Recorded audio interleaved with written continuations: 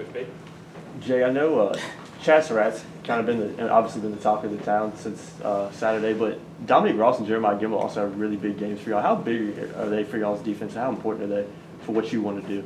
Yeah, Jeremiah is a young man that we really trust. He's really smart and is playing really well. And I think when fundamentally he plays well, he's a really good player. You know, there's been some games where fundamentally I think he hasn't been as in line as we want him to be. I thought Saturday fundamentally was his best game. He just moving like a linebacker, be under control. We used one of Coach Wooden's lines, be quick but don't hurry. And I thought he did that Saturday better than he's done since probably Clemson. Dominic Ross is a really cool deal. I mean, we basically moved him and said, look, you got to figure this out in 3 days and before the Clemson game to get our best guys out there. And he's done a great job. And now we do everything with him. And super talented, good player, physical. So yeah, all three of those guys. And Jason Strobridge was a one-man gang at times. So I think those 4 kids all contributed really big to us.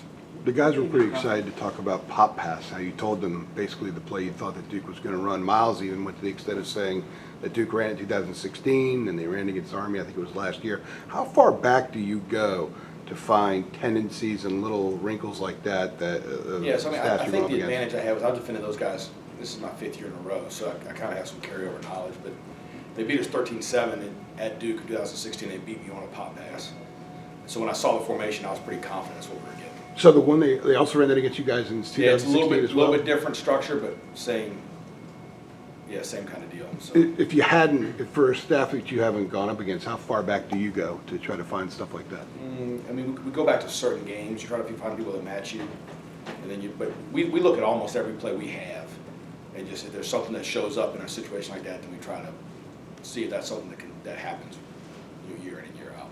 So when you know a play's coming, but in the post game on Saturday said you never practice it in practice.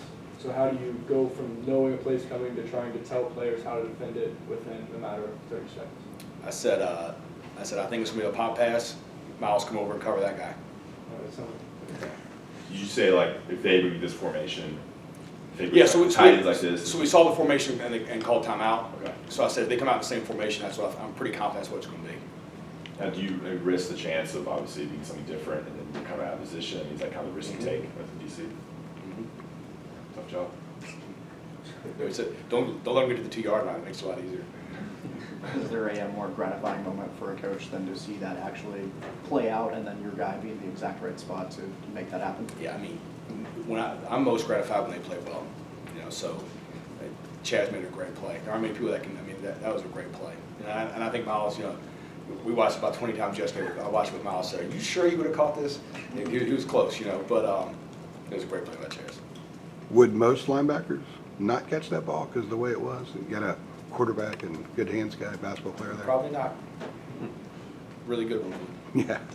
You spoke on Dominic Ross. I mean, earlier he didn't play as much earlier in the season, and he went to the kind of the 3 linebacker thing. Can you speak a little more to what he does for y'all and the versatility of the position, and obviously had a huge game? Yeah. So I always thought he was one of a handful of our best players, and it was just a matter of getting him. He can do a lot of things. So it was like, how do we get him at this position to maximize what he's good at? And so early on, we were trying to play him like where Taman plays and where Cater plays a little bit, and that's not really his deal. And so it became more like, hey, let's put him out there because and he can cover.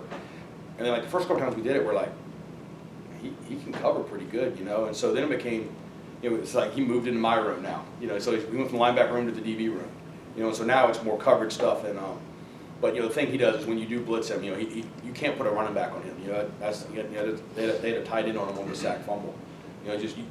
You need to put an offensive lineman on him. And so there's only 5 old linemen. So if one of them's going to him, one of them's going to Mon, there aren't many left for the other guys. And so I think that then it becomes a little bit of getting your matchups. So I think that's where he brings a lot of value. But we are asking him to do it. I told one of the NFL guys last week on the scouts. I said, I can't believe that he would be asked to do more as a linebacker in the NFL than what we're asking him to do right now. So he's really playing a high level. I mean, he's playing some nickelback, right? You call that nickelback, along with linebacker. You basically just if we want to play nickel, we just leave him in. Yeah. That makes you really smart if you do that. If you all are able to get Miles back within the next couple of weeks, and how will he be a benefit? Sure, I mean, I think he's probably gonna be really close this week. You know, he warmed up Saturday. I thought yesterday he looked pretty good. So I would think there'll be a role for him this week. And I think anytime you get a veteran back has got the presence that Wolf's got, it helps you a ton. And so I anticipate him being back in some capacity this week. And then I think, you know, the good thing for us with Pitt, we play Pitt on a Thursday. So there's a little bit more time before the next week. So I anticipate for Pitt him being pretty close to full speed. So we update on Morrison as well along those lines. I mean, I think we're kind of hoping for Trey. We're probably a little more confident with Wolf, but we'll see how the week goes. Storm Duck goes out first play. What did you say to Hollins, and how well was he prepared, and how well did he play? Yeah, what a great story, right? I mean, that kid, I mean, I love that kid. He is super talented. You know, we've been trying to find him a home for a while. And so about 2 weeks ago, I said to Dre, I said, look, let's put him at corner. Let's teach him. Let's put him at boundary corner. You know, it's not as complicated. And then he started, you know, here's the thing about DeAndre Hollins. Like, I give him a test on Fridays. When he turns his test in, every week it's the best. He is a really bright kid. And so I knew he knew what to do, but, you know, knowing what to do and then going out there in front of that many people and doing it is different. So, I mean, I looked right at him. I said, here we go, my man. And he did a great job.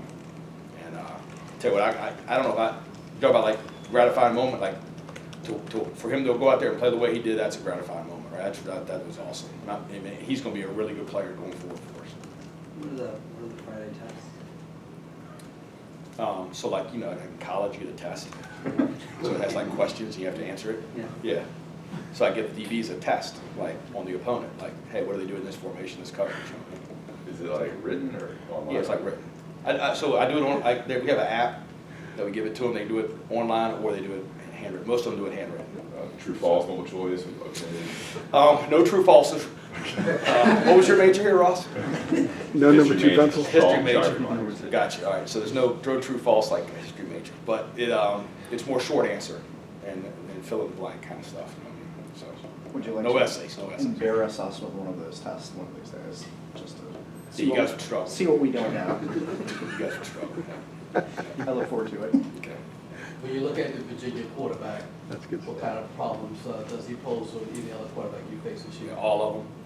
Yeah. I mean, he is a tremendous player. Like somebody asked me about him, like after the game or something, and said, you know, I think it's a real discredit to the kid to say talk about his running, because he does run really well, but he can do everything.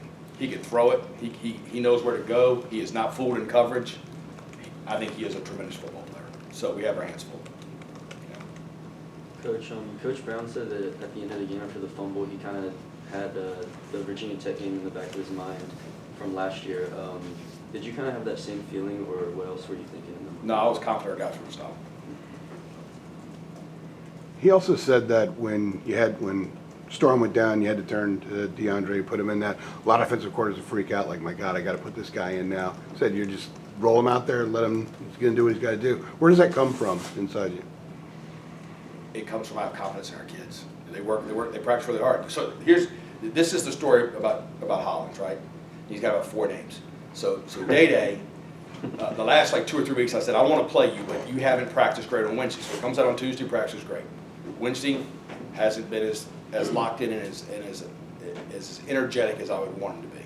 Thursday comes out a lot better. So I don't know if he got a hard Monday, Wednesday, Friday class schedule or whatever. So I challenged him last Sunday. I said, look, we're going to need you sooner than later. You're a very talented kid who's really smart. I need you to prepare and practice this week like you're going to be the starter. And so he had a great Wednesday, had his usual good Tuesday, had a great Wednesday, had a great Thursday. I was really confident that if he went in, he could do a good job, and he did. So I think the message to our team is really good right now. It's, hey, look, when you practice and you prepare, you go in the game and play well. If you have ability, which 99.9% of them do. So now, if one more gets hurt, we'll see if we can sneak Dre back in there. He still has that ability? I don't know. We'll see if there's a waiver or something. But yeah, I mean, he's doing a tremendous job with them. They're competing, and you know, and the other thing at corner is like, it's not like going in and playing nose guard. Like, no, you know, you're out there by yourself, right? And so you got to go out there and compete every play. And with the game plan we had and how good Duke is at throwing it outside, you know, we knew that he was going to be targeted and challenged. You know, had a couple pass interference calls, but really did a really good job. This is the first time you've seen Strowbridge kind of fully put together a complete game that you knew he could do when you first saw him play. I mean, I know he's had some great performances, but No, I thought against South Carolina, against Miami, he was dominant too, and then he got nicked up a little bit, Yeah. and then you see he's kind of been back and forth a little bit with that, but, I mean, he makes you a really good defensive coordinator, he's a really good football player. All right, guys. Anything else? Thanks, Coach. Thanks, guys. Appreciate it.